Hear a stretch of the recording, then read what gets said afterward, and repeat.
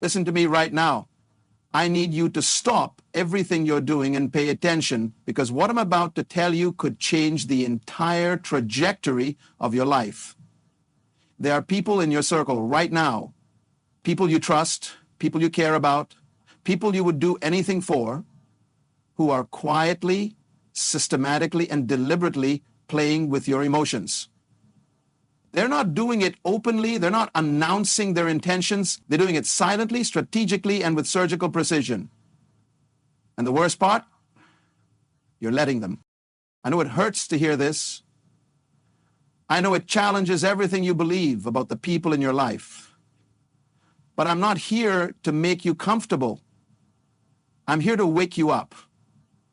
I'm here to shake you out of the trance you've been living in, where you've convinced yourself that everyone who smiles at you has your best interests at heart. The truth is, some people have mastered the art of emotional manipulation so well that they can destroy your peace, drain your energy, and sabotage your progress while making you believe they're helping you. Think about it. Think about that person who always seems to know exactly what to say to make you doubt yourself. Think about the individual who consistently leaves you feeling confused after every conversation. Think about the one who somehow always manages to redirect conversations back to themselves, leaving you feeling unheard and invisible. These aren't accidents. These aren't personality quirks. These are calculated moves by people who understand your emotional triggers better than you understand them yourself. I've spent years studying human behavior, watching patterns, observing how people interact, and I can tell you with absolute certainty that emotional manipulation is an epidemic in our society. It's everywhere. It's in your workplace, in your family, in your friend groups, and sometimes even in your romantic relationships. The scary part is that the most skilled manipulators are the ones you never suspect. They're the ones who wear masks of concern, who speak the language of care, who position themselves as your allies, while slowly poisoning your mental well-being. You need to understand something fundamental about these people. They operate from a place of profound insecurity and inadequacy. They've learned that they can't build themselves up, so they've developed expert-level skills in tearing others down. They can't create their own happiness, so they become parasites who feed off your emotional energy. They can't achieve genuine success, so they've made it their mission to ensure you don't achieve yours either. The silent emotional manipulator is perhaps the most dangerous type of toxic person you'll encounter because they're invisible to most people. They don't scream. They don't obviously attack. They don't create dramatic scenes. Instead, they use subtle comments, strategic silences, passive-aggressive behavior, and emotional withholding to control your state of mind. They're like emotional vampires who drain your life force so gradually that you don't even realize it's happening until you're completely depleted. And I want you to think about your energy levels. Think about how you feel after spending time with certain people. Do you feel energized, inspired, and uplifted? Or do you feel drained, confused, and somehow smaller than when you started? Your emotional state after interacting with someone is one of the most reliable indicators of their true intentions toward you. Your body knows. Your instincts know. Your energy field knows. The question is, are you listening? These emotional manipulators have several weapons in their arsenal, and I'm going to expose every single one of them so you can recognize them immediately. First, there's the guilt trip specialist. This person has turned guilt into an art form. They know exactly how to make you feel responsible for their emotions, their failures, their disappointments, and their unhappiness. They'll say things like, I guess I'm just not important to you, or you changed since you started focusing on yourself, or I thought we were closer than this. They're programming you to believe that your growth, your boundaries, and your self-care are somehow betrayals of your relationship with them. And there's the gaslighter. This person will make you question your own reality, your own memories, your own perceptions. They'll deny things they said, minimize your feelings, and convince you that you're being too sensitive or overreacting. They'll rewrite history to make themselves look good and you look crazy. They're essentially trying to rewire your brain to depend on their version of reality instead of trusting your own experience. Next, we have the guilt-tripping victim player. This individual has mastered the art of making every situation about their suffering. No matter what you're going through, no matter what you've achieved, no matter what you're celebrating, they'll find a way to redirect the focus to their problems. They're emotional black holes that suck all the light out of every room they enter.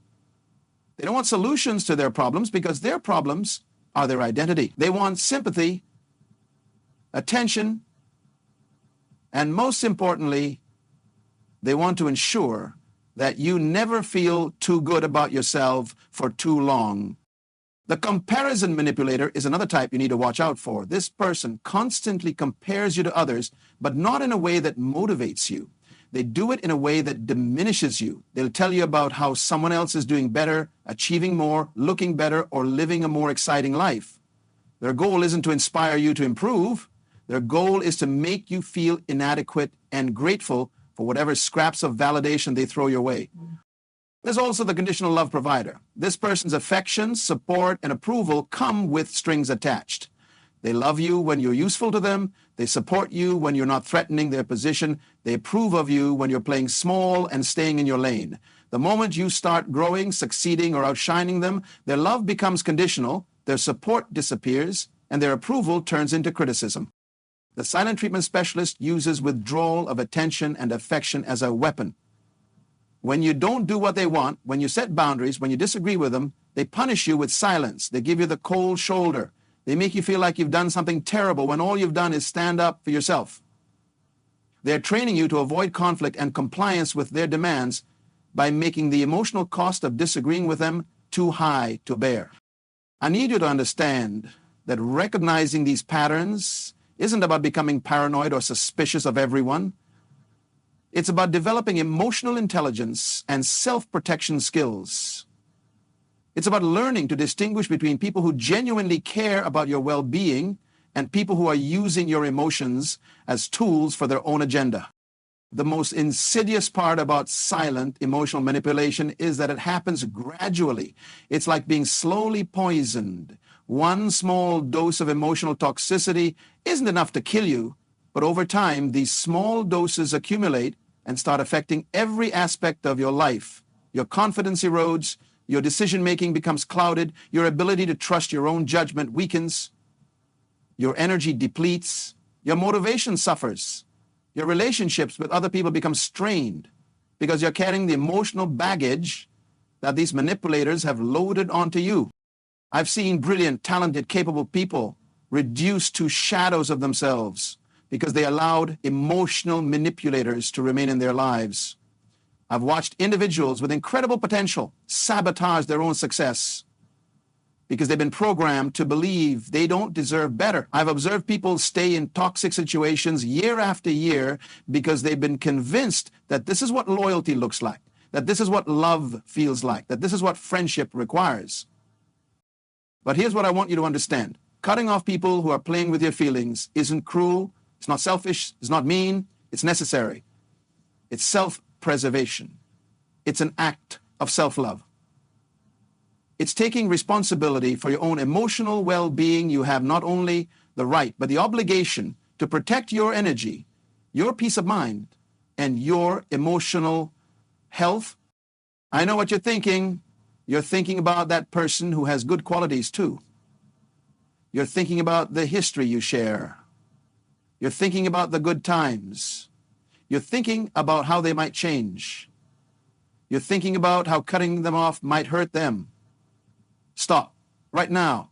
Stop making excuses for people who wouldn't think twice about protecting themselves from you if you were the one causing them emotional harm.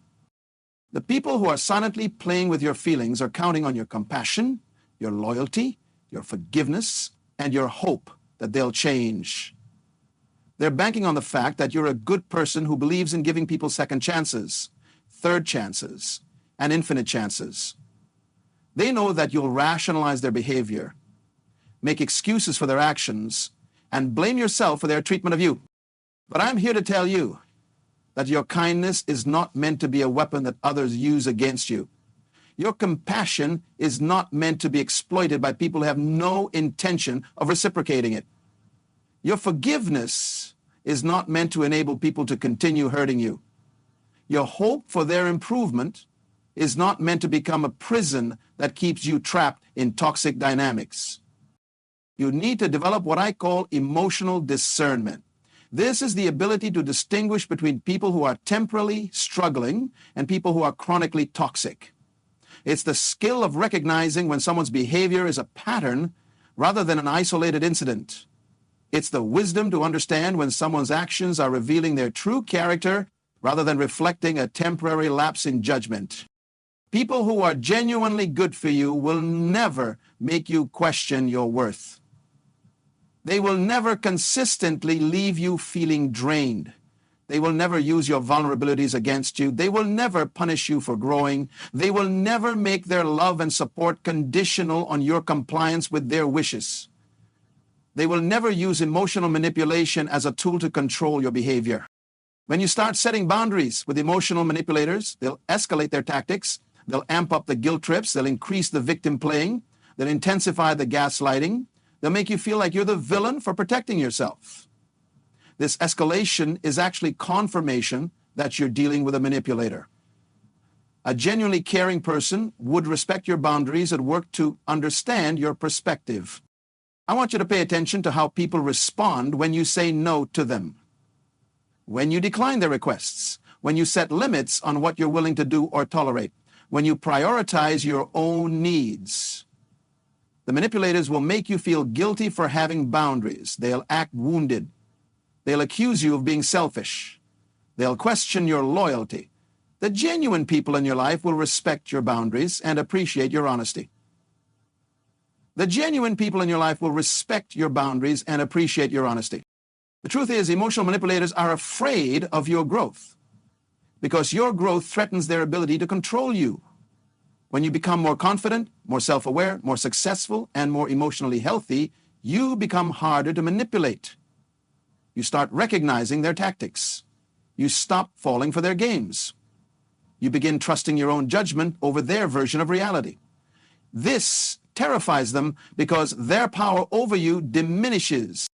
That's why they'll often try to sabotage your progress.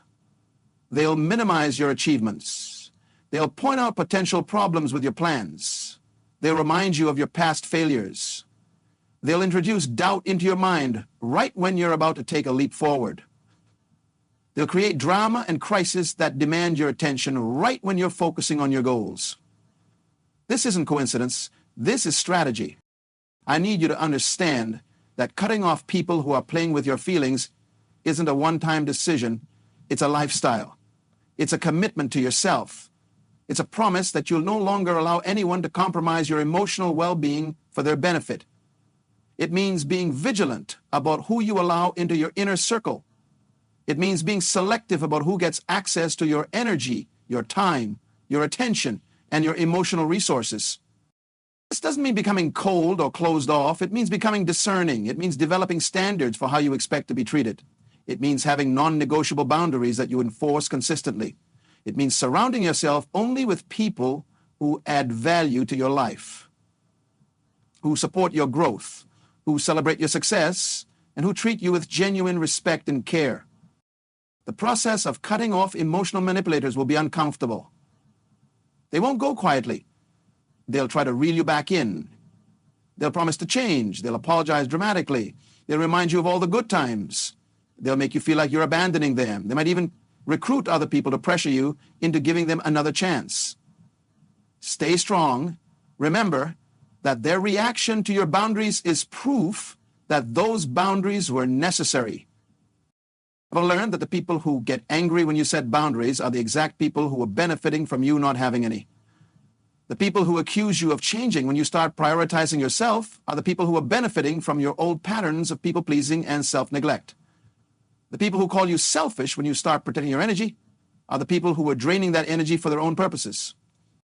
You have to understand that some people have become so accustomed to your dysfunction that your healing becomes threatening to them.